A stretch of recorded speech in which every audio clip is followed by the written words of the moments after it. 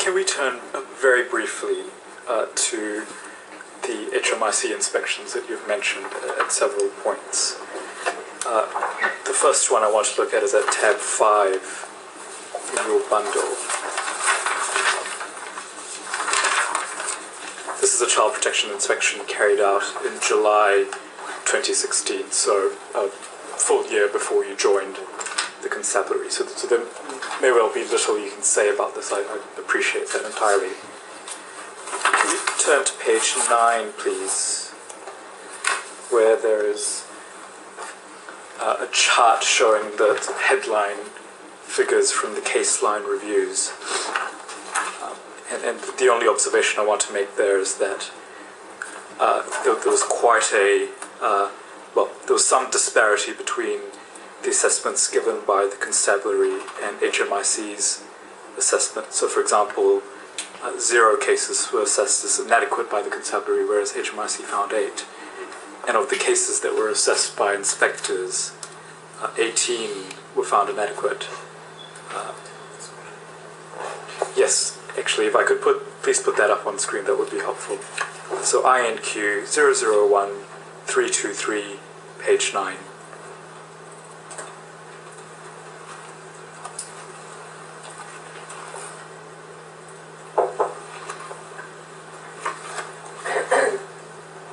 If I could please just expand those 2 charts. I think what the chair and panel might be assisted by is an understanding of the assurance process, if it's called that, within the force, given this disparity back in 2016.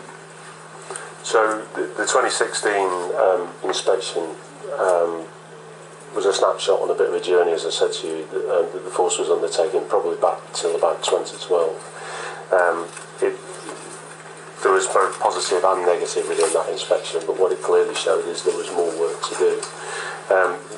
That work is covered in the 2017 inspection, and in the 2017 inspection it talks about the assessment, the audit, the checking, and the fact that the constabulary had moved, with the steps I think I'd outlined in one of my exhibits, through an improvement plan to bring us to a point where we were adequately assessing those investigations, but also we had a capture mechanism, if you like, another layer within that to make sure that if there were errors and these were inadequate, that we caught them at the earliest stage.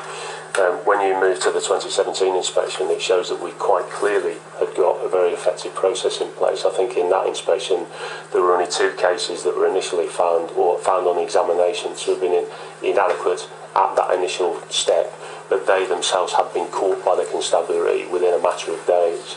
So there's been a journey from here through the exhibit and the steps on the exhibit. I can't remember exactly which one, sorry, it's the table around the Cumbria Improvement Plan, to the position that's then described in the 2017 report. The 2017 report is behind you at tab 6. We'll go to that in a moment. There's just one more thing I wanted to take you to in this report, which is specific to online child sexual abuse. If we move to page 13,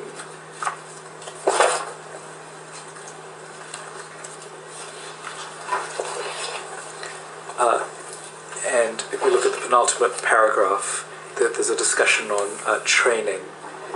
The inspectors found when considering a safeguarding response, officers do not always display a thorough awareness of risks associated with sexual exploitation, which undermine decision-making and the development of longer-term productive plans.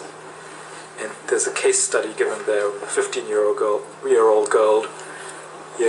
girl receiving explicit messages from a 21-year-old man. The victim's phone was examined, the matter was investigated, but there was no record of any referral made to children's social services or of a strategy meeting taking place. And there's a little bit more detail which follows. Can you help us with an understanding of how a case like this would be dealt with today, and whether those issues identified back in 2016 have been resolved?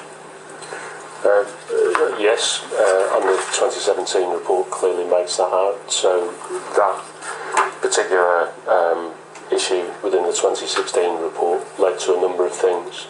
One was a review of the multi-agency safeguarding hub and the way it operates to make sure that those strategy meetings do take place in a timely manner. And then the other issue was around the training and awareness of officers, and I think I probably covered this to a degree before, but all student officers, all detectives, all tutor officers, and special constables and others who may have public contact all get an input on the responsibilities in this area. Each investigation is supported. Officers go through the relevant training programs, they work through case studies. We've done a training evaluation as well and a feedback on that, and then the issues around the video and the 7-minute briefings that I spoke to you about before. So there's a constant cycle of taking an issue, inputting training, increasing understanding, auditing the results of that, and then feeding that back into another cycle of training through the business improvement unit that appears to have been very effective, and that's what's commented on in the 2017 report. I just want to take you, in fairness as well, to page 19 of the report. I won't try and read it out, but there are very positive things said there about some of the investigative work being done. In the third paragraph from the top, the next paragraph talks about perhaps lower quality of investigations done by non-specialist teams. But as I understand it, your evidence at the beginning was that nearly all investigations are done by the DMIU in this area. Yeah, the force position is that all investigations will be conducted by the DMIU. However, frontline officers are trained so that if they encounter an issue that doesn't come, say, from a referral from CEOP, that comes from a teacher or a parent, that they have the knowledge, the wherewithal and the tools and support available to them then to very rapidly report that through their area crime command and back into the DMIU. So a local neighbourhood officer does not conduct this kind of investigation. It's conducted at the DMIU. If they encounter an issue that needs to be safeguarded, they'll recognise that, they'll spot it, and then that support will then wrap around them. Can I take you to the 27 post-inspection review, please, behind your tab 6? And we can go to the very end of that document, page 14. Which I think bears out some of what you've been saying about the journey that Cumbria has been on and the improvements that have been made, and it's only right that we acknowledge this. So under the heading Detailed Post-Inspection Review Findings, there's a description in the first paragraph of what had been found in 2016. Perhaps we should put this up on the screen. INQ 001324, page 14, please. The next paragraph records the time and resources that have been put into this field. Inspectors found evidence of a more sophisticated understanding. It goes on to talk about an improvement in investigations and this enabling the protection and safeguarding of children sooner than would have otherwise been the case. The one issue that's discussed in this inspection is about IT systems in the next paragraph. So there's a description of constabulary IT systems not supporting some of this work, multiple independent IT systems and so forth, and that there were plans in place to try and improve this. Could you update the chair and panel, please, on that particular issue? Yeah, so the IT system that's mentioned there, a system called Red Sigma, it's a Durham constabulary system, works very effectively, and we are now integrating that. We've had the first couple of phases of integration of that system, and then that journey will continue continue throughout the next year whilst we get the other relevant modules. But what I can say now, and I think this is picked up in this inspection, is that the people who need access to the information have access to the current systems and the new elements of Red Sigma to make sure that they are in possession of the knowledge they need to have that decision making at the front end. And that's in place now. That will only improve as we have further integration of Red Sigma. But originally one of the comments in 2016 was that people did not have that ready access and weren't afforded access. Well, that isn't the case now, they have access. Just another couple of questions, please. This is on the thesis that police can't arrest their way out of this problem. Can we go back to your witness statement, please, tab 1.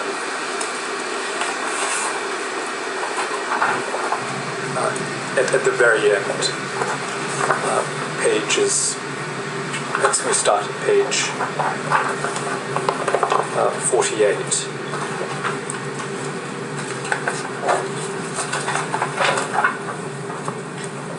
So at the bottom of the page 222, you summarize some of the changes that have been made. At the top of 49, you talk about a significant change that has been made to the classic law enforcement response. I think we've covered some of this already, but perhaps you could summarize for us what change from the classic law enforcement response, so to speak, has been made. So the understanding, I think other witnesses have commented on initially Operation OR and the approach taken there, which was very, very prosecutorial. The approach now is more sophisticated. I mean, Outcome 21, for example, is an example of that there are different responses appropriate for different particular scenarios, and I think we understand the picture better now. Prosecution will always have a very, very strong role here, but I think one of the points I'm making here is that it's prosecution and other methodologies, and I'm not sure that some areas of the social or health side of this, particularly looking at the offender, whether there is more to do there, so whether there are more diversion or treatment regimes that ultimately, from our point of view, lead to less offending and less victims. So policing has got a strong place. You'll see that we take a strong line of this. We have very few NFAs. We don't use conditional cautions. We tend to prosecute. But what we do find that even in those prosecutions, there are a limited number of diversion or treatment options that appear available to those offenders. And they are limited because these programs are full or not available in Cumbria? Help us understand what the issue is. I don't think the programs that I see, I don't see them being part of sentencing by the court. There are voluntary programs through some of the charitable providers, but even those then need to be paid for by individuals. So there appears to be a limited scope and a limited level of resourcing placed into those programs. Paragraph 223, you make one comment that I'd just like to explore, and that's the last question I'd like to ask you. You say that in the third line down, someone who appears to be relatively low risk could pose significant harm once a thorough investigation has taken place. Am I right in reading from that you are not in favour of an alternative approach, so to speak, towards low risk offenders? No, I don't think I would say that. I think if you can be confident that that offender or potential offender poses a very low risk, then it may be appropriate to divert them to some kind of treatment plan. But I think the point I'm making is you need to know that that risk is low, not just surmise on the basis of your initial referral that that risk is low. I think there would always need to be some level of investigation to make sure you're confident in that level of risk. Which isn't happening. Those are my questions. Chair, do you have any questions? Ms Shapley has a question. Thank you, Mr West, but just the one from me. Do you have a dedicated call centre in Cumbria?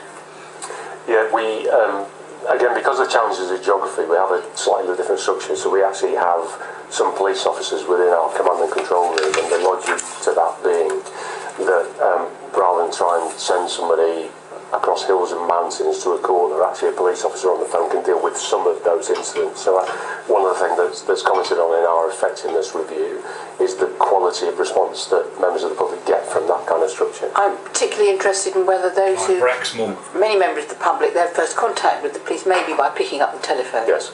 And I'm really inquiring as to whether those who are at the other end, who are taking the call, are sufficiently trained to spot the signs or risks associated with somebody, a concerned mother, a concerned teacher, reporting. We found that out in maybe day one. sexting or exchange of images of some sort, grooming in particular. So they receive the training that I've spoken about before. So the officers who are receiving those calls are quite often our first point of contact with many members of our community. So yes, they are also trained. Thank you. Bullshit. With no further questions, thank you, Mr. Webster.